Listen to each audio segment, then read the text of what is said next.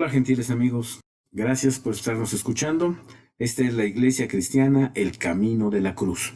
Su servidor, el pastor Juan Horta, con un nuevo momento de estar con ustedes para compartirles algo respecto de la palabra de Dios. Esta clase se denomina Buscando el Cambio. Este va a hablar del cambio necesario para lo que estamos esperando. Bien, vamos a iniciar. Empezando por decir que la Tierra se mueve aproximadamente a 1700 kilómetros por hora sobre su propio eje, así gira a 1700 kilómetros por hora. Pero a su vez está girando alrededor del Sol a unos 107.000 kilómetros por hora.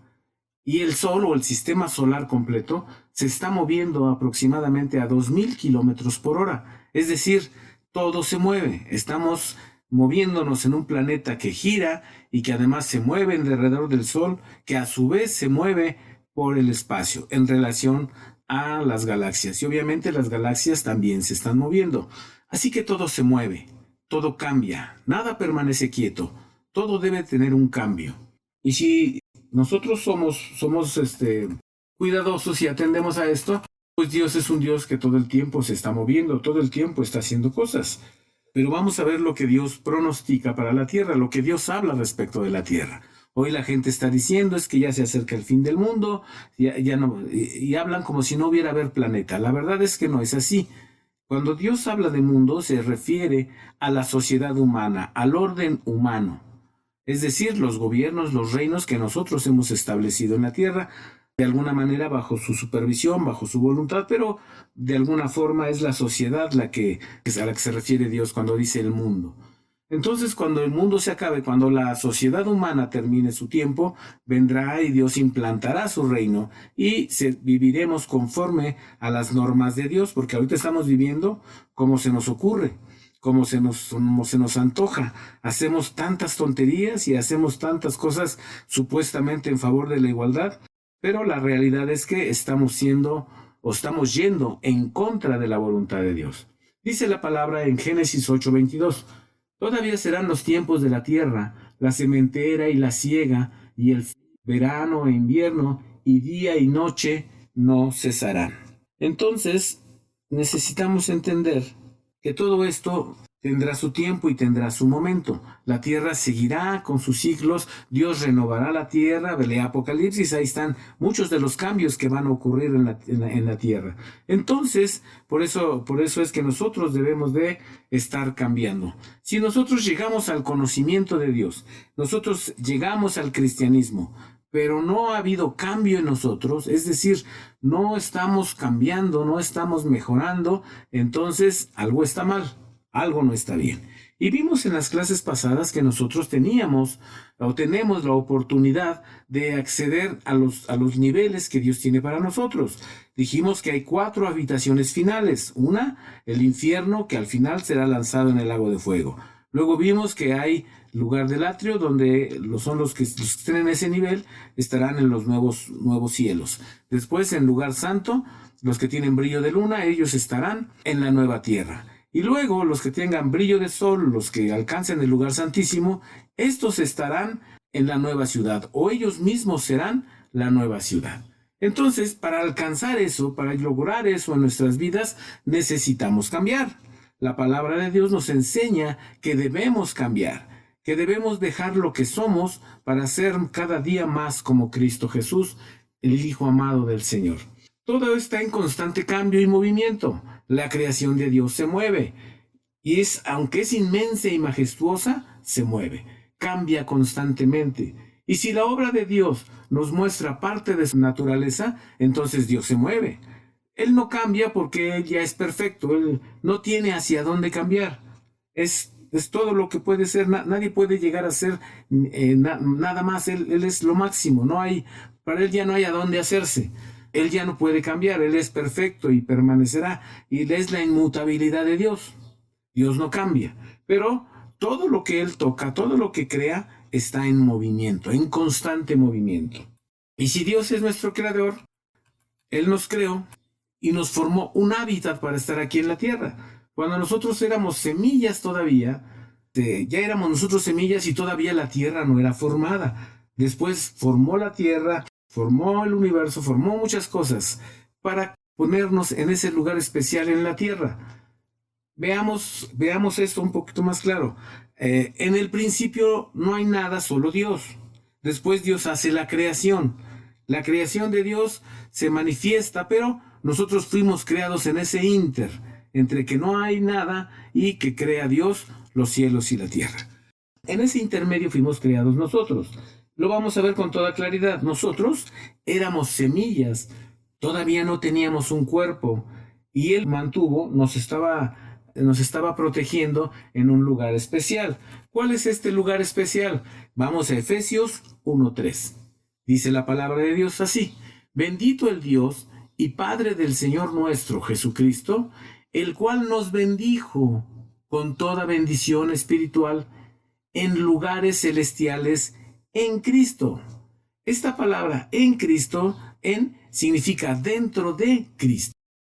Verso 4, según nos escogió en Él, porque estábamos dentro de Él, antes de la fundación del mundo. Es decir, antes de la creación visible de Dios, nosotros ya éramos semillas en Cristo. Aquí es bastante claro. Lo voy a repetir el texto para que usted lo vea. Bendito el Dios y Padre del Señor nuestro Jesucristo, el cual nos bendijo con toda bendición espiritual en lugares celestiales en Cristo, según nos escogió en Él antes de la fundación del mundo, para que fuésemos santos y sin mancha delante de Él en amor. Verso 5 dice: habiéndonos predestinado para ser adoptados hijos por Jesucristo a sí mismo, según el puro afecto de su voluntad. Muy bien. Aquí queda perfectamente claro que antes de que todo fuera creado, nosotros ya estábamos como semillas en Cristo.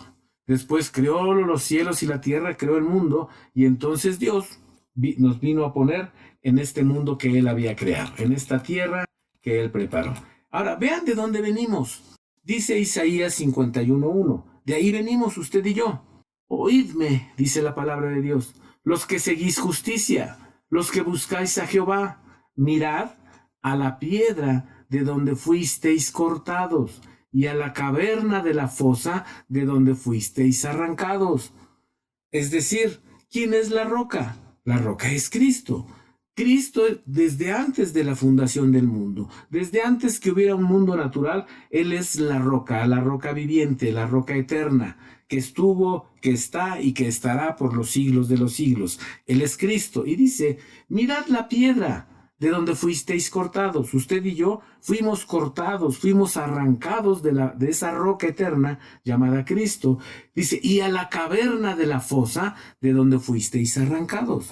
Así que en lo profundo de Cristo, en una caverna, en una cavidad de Cristo, en lo profundo de ahí fuimos arrancados. Somos rocas, somos piedras vivientes que venimos de la eternidad a través de Cristo, porque estábamos en Cristo. Y un día la intención de Dios es que nosotros volvamos a Cristo. Si alguna vez ha leído el pasaje donde dice que Lucifer caminaba entre piedras de fuego, esas piedras de fuego éramos usted y era yo.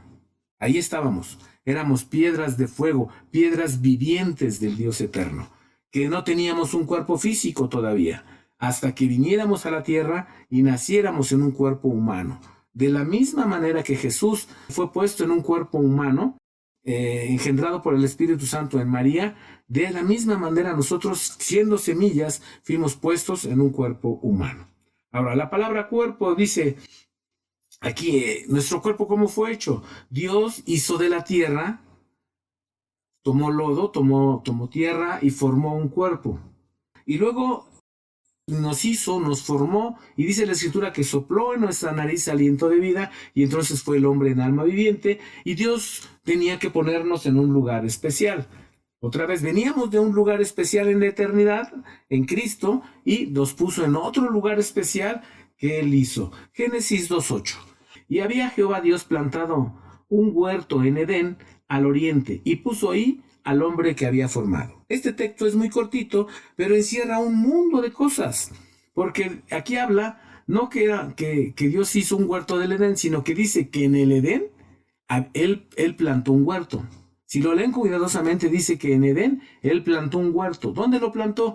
Al oriente. Ese oriente del Edén es la puerta, porque Dios siempre pone la puerta al oriente. Entonces, ¿quién es la puerta? La puerta es Jesucristo. Entonces, ya estaba el Edén que tenía su puerta. Dios plantó un huerto en ese Edén al oriente, cerca de la puerta, y en ese lugar especial, cerca de la puerta, cerca de Cristo, Dios nos puso a nosotros. Ahí nos puso a vivir en este huerto dentro del Edén, este huerto que estaba al oriente del Edén. Muy bien. Ahora vamos a Salmo 8:4. Dice el salmista, digo, ¿qué es el hombre para que tengas de él memoria, y el hijo del hombre para que lo visites? Pues le has hecho poco menor que los ángeles, coronástelo de gloria y de lustre, hicístelo enseñorear de las obras de tus manos, todo lo pusiste debajo de sus pies, porque somos especiales para Dios. ¿Por qué somos especiales para Dios? Porque nosotros venimos de Cristo.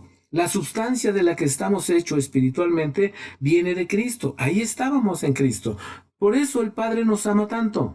Por eso el Padre y Jesús nos aman, porque estuvimos en ellos, formamos parte de ellos. Venimos a esta tierra para hacer una decisión para la eternidad. Pero estábamos con Él en la eternidad. Pero quisimos probar en la realidad nuestro amor por Él. Es como Jesús. Jesús es obediente al Padre, pero tuvo que venir y probarlo en tormento, en dolor, en sufrimiento, y probar que Él iba a obedecer al Padre bajo cualquier circunstancia. Por eso lo vemos en el huerto del Getsemaní diciendo, pero no se haga mi voluntad, sino tu voluntad. Amén. Ahora, Génesis 3:22 dice que el hombre fue expulsado, fue sacado del huerto para que no estiráramos nuestra mano y tomáramos del fruto del árbol de la vida y viviéramos en pecado para siempre. Por eso Dios nos sacó del huerto. No por crueldad, sino para que no estiráramos nuestra mano, comiéramos del árbol de la vida y viviéramos en pecado para siempre. Recuerden lo que les he enseñado antes. La muerte fue una puerta que Dios dejó abierta para redimir el pecado del hombre. No lo íbamos a poder redimir nosotros. Tendría que ser alguien sin mancha, sin tacha, sin defecto, perfecto, puro y santo. Este fue el Señor Jesucristo. Ahora, en Génesis 24 dice que guardó el camino del árbol de la vida. Dice que puso ahí un par de querubines con una espada de fuego para guardar el camino del árbol de la vida. Entonces, nadie podía tocar, nadie podía entrar, porque cualquier persona que quisiera entrar era reo de muerte, pecador. Entonces, si entraban y comían del árbol de la vida, esa persona viviría en pecado para siempre, no habría redención para él. Por eso Dios cierra el huerto, cierra el Edén, de tal manera que no hay posibilidad de que entremos. ¿Por qué? Porque somos reos de muerte por nuestro pecado. Vamos a 1 de Juan 5:12. Dice que el que tiene a Cristo Jesús, tiene la vida.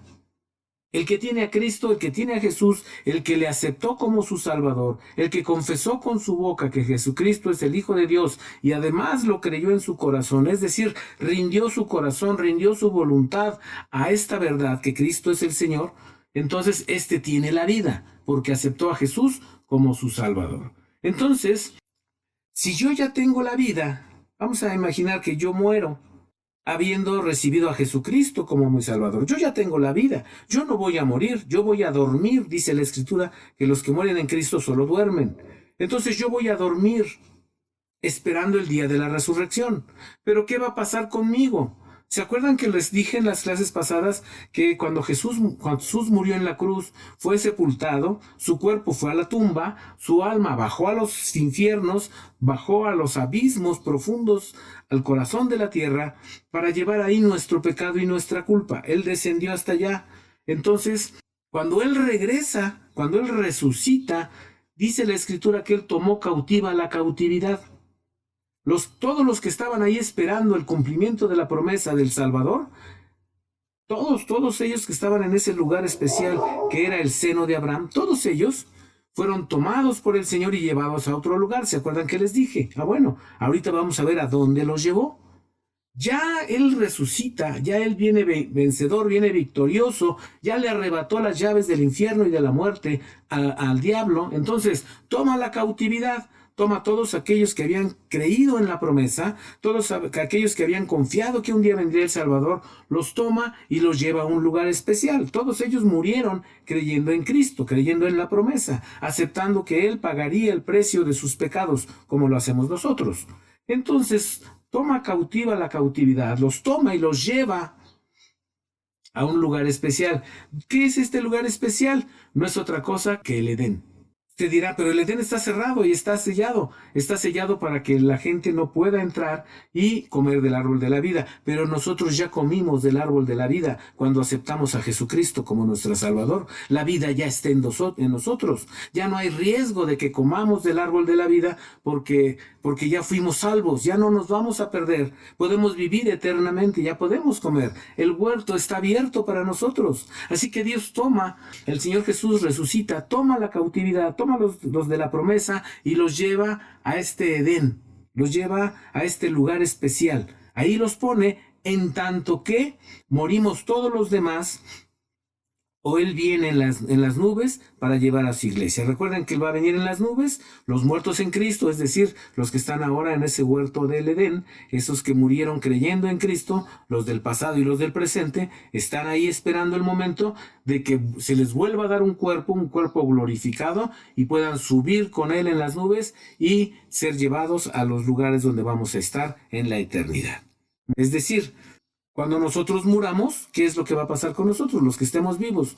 Iremos a la tumba, nuestra alma irá a ese paraíso donde están todos los patriarcas, donde están todos los que creyendo en las promesas, los pastores, los líderes, todos los cristianos que aceptaron a Cristo como Salvador, que están ahí esperando y nos uniremos a ellos. Ahora, si estamos vivos, dice la Escritura que seremos transformados en un abrir de ojo para que nos integremos, porque dice, los muertos en Cristo resucitarán primero. Así que los que están en ese paraíso van a resucitar, se les va a dar un cuerpo glorificado de acuerdo a la gloria que cada uno alcanzó, y entonces subirán, y nosotros los que estemos vivos subiremos con ellos, pero también tendremos que ser transformados. Por eso yo les decía, nadie está ahorita en la presencia de Dios, nadie está allá. Sí, en ese paraíso de Dios, Dios está de alguna manera, pero todavía no podemos ir a los cielos, ir a la eternidad con Él, porque no tenemos un cuerpo glorificado. Hasta que venga Cristo en las nubes, nos levante y nos dé un cuerpo glorificado, entonces podremos acceder a estar en la presencia inmediata de Dios. De otra manera no se puede. Entonces, ¿cómo sé que este Edén es el paraíso? Es muy fácil. En Lucas 23:43, donde el malhechor que está ahí le dice a Jesús, acuérdate de mí cuando estés en tu reino. Y el Señor Jesús le contesta, de cierto te digo, que hoy estarás conmigo en el paraíso. Obviamente no era ese día, porque todavía faltaría 3 días que él estuviera muerto. Tenía que descender al infierno, tenía que ir a los abismos, resucitar y entonces tomar cautiva la cautividad y llevarla. Pero este hombre que aceptó fue puesto en ese seno de Abraham, que sería llevado después al paraíso. Entonces, por eso es que el Señor hace esta promesa. Cuando le dice, estarás conmigo en el paraíso, la palabra paraíso es esa palabra en el original griego, es el Edén. Como cuando uno ve el Edén en el original en hebreo, esa palabra Edén, ese lugar especial, es paraíso. Entonces, es el mismo lugar. Entonces, ya había un impedimento para que alguien pudiera estar ahí, que alcanzaran con su mano el árbol de la vida, comieran y vivieran en pecado para siempre. Los que morimos en Cristo ya tenemos la vida de Cristo. Ya, como dice 1 de Juan 15:12, ya tenemos la vida. Ya es nuestra la vida, porque aceptamos a Jesús como nuestro Salvador. Ya no hay ningún problema de que estemos en ese paraíso.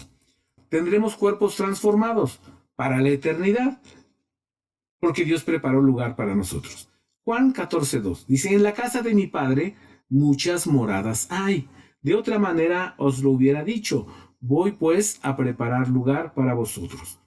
Verso 23 de Juan 14. Respondió Jesús y díjole, el que me ama, mi palabra guardará, y mi Padre le amará, y vendremos a él, y haremos con él morada. Es claro, ¿verdad? Pero ¿hasta cuándo? hasta que todos nos juntemos, los muertos en Cristo, los que estemos vivos y seamos transformados, hasta entonces vendremos a Él y haremos con Él morada. Espero quede claro todo esto. Primera de Corintios 15:51. Dice la Escritura: He aquí os digo un misterio.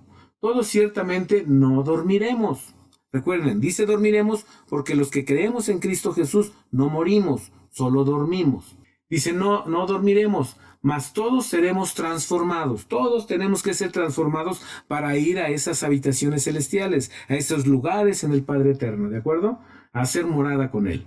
Dice, en un momento, en el verso 52, en un momento, en un abrir de ojo, a la final trompeta, porque será tocada la trompeta, y los muertos serán levantados sin corrupción, y nosotros seremos transformados. Por eso yo les decía, nadie está ahorita en esas moradas celestiales hasta que venga Cristo por nosotros. No antes, hasta que venga Cristo. Nadie puede ir por su propio pie, por su propia voluntad allá, hasta que venga Cristo y Él nos lleve delante del Padre y le diga al Padre, estos son los que compré con mi sangre preciosa, estos son los que salvé de toda la humanidad, ellos fueron los que aceptaron, ellos fueron los que creyeron en la salvación, aquí están, Padre eterno. Y entonces estaremos con Él para hacer con Él morada. Segunda de Corintios 3:18. Por tanto, nosotros todos, mirando a cara descubierta como en un espejo, la gloria del Señor. Seremos transformados de gloria en gloria en la misma semejanza como por el Espíritu del Señor. Tendremos que ser transformados. De otra manera, no me puedo presentar delante del Padre Eterno. ¿De acuerdo? Entonces, todo este cambio que se debe operar en mí, toda esta transformación que debe obrar en mí, es para que yo alcance los lugares celestiales, para que yo alcance las habitaciones que Dios tiene preparadas para nosotros. Algunos nuevos cielos, algunos nueva tierra y algunos nueva ciudad. Los que estamos salvos no iremos al infierno, el infierno está cerrado para nosotros, porque Jesucristo ya fue al infierno en lugar nuestro. Ahora, hablemos de salvación, solo salvación. Cuando yo acepto a Cristo, entonces soy salvo. Algunos son salvados y sanados en el mismo momento. Algunos son salvados, sanados y liberados. Otros requerimos de un proceso, de un tiempo, de una transformación, hasta que seamos totalmente restaurados. Entonces todos nosotros ocurren cosas distintas. Algunos son salvos y solo son salvos. Otros son salvos y son sanados. Otros son salvos, sanados y liberados. Porque al aceptar a Cristo como Salvador, opera en nosotros su gracia, su misericordia, el poder de Él. La rapidez del cambio depende de mí, no depende de Dios. Si por Él fuera sería instantáneo, pero yo tengo que entregar, yo tengo que renunciar, yo tengo que confesar mi pecado y tengo que dejar de hacerlo. Marcos 10:52 dice, y Jesús les dijo, estamos hablando de Bartimeo, ve tú, ve, tu fe te ha salvado, y luego cobró la vista. Bartimeo, su fe lo salvó y recuperó la vista, o sea, fue salvo y fue sano.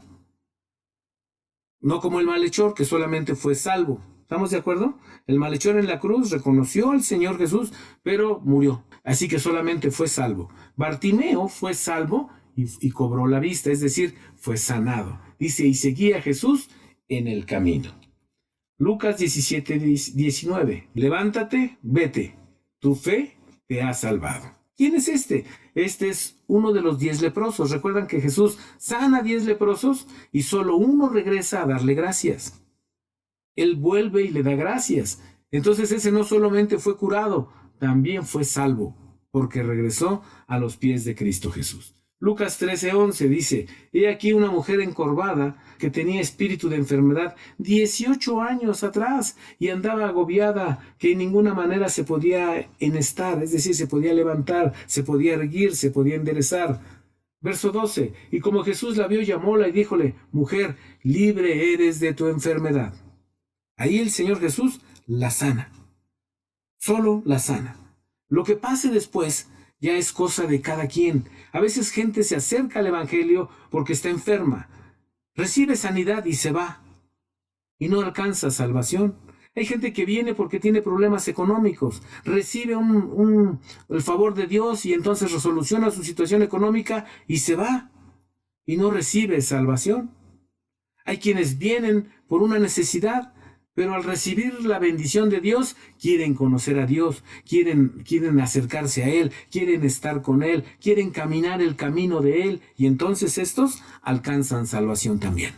Mucha gente ha venido a buscar porque tiene una necesidad, porque tiene una dolencia, porque tiene un problema.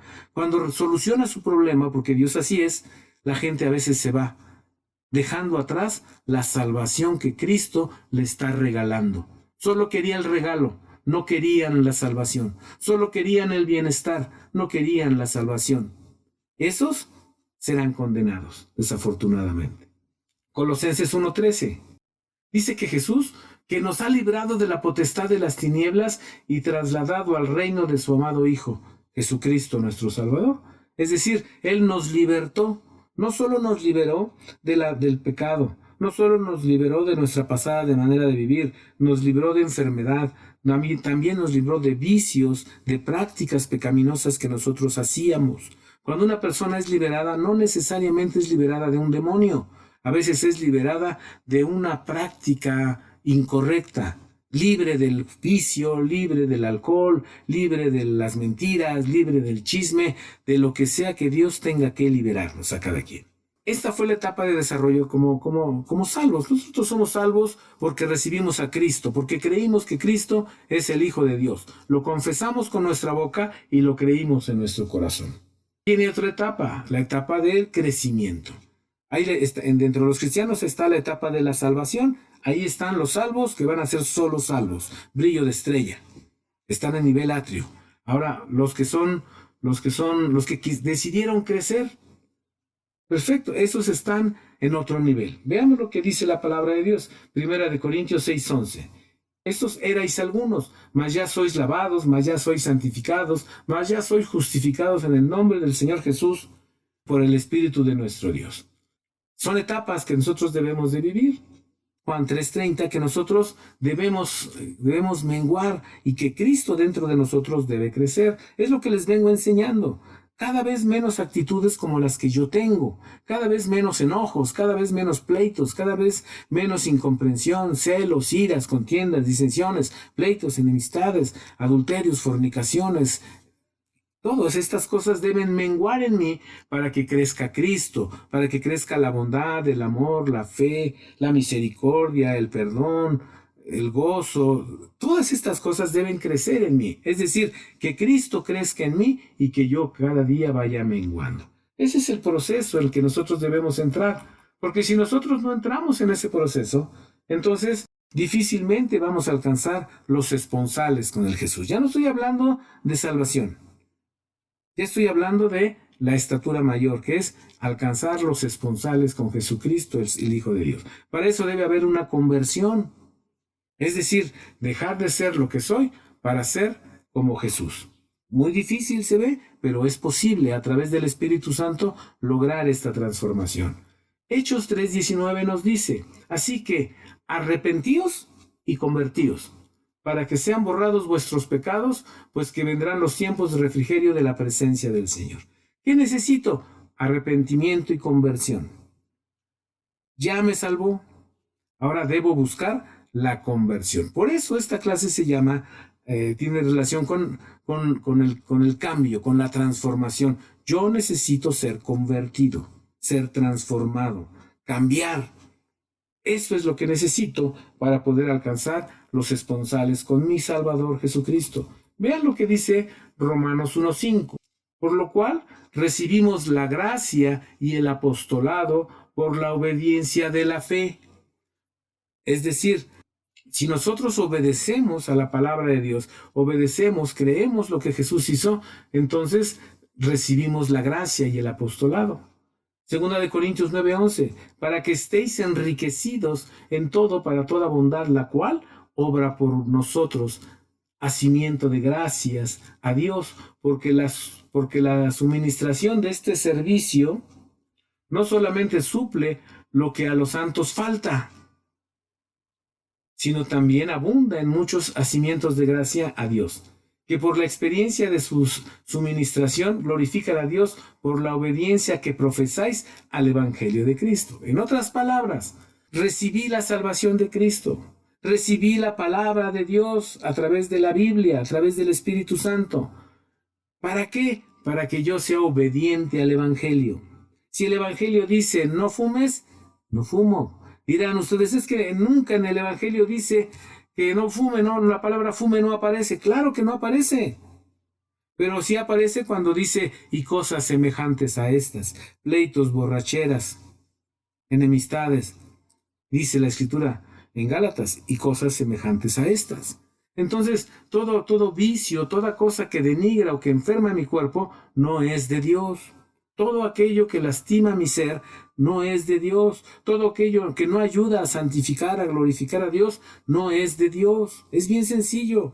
Me decía alguna vez el pastor Hugo Zafra, hermano, ¿qué hay con esto? Le hacía una pregunta y él decía, tú nomás pregúntate, ¿esto santifica a Dios? ¿Glorifica a Dios?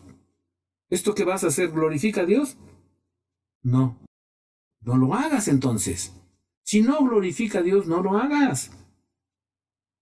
¿Podrá la sociedad permitírtelo?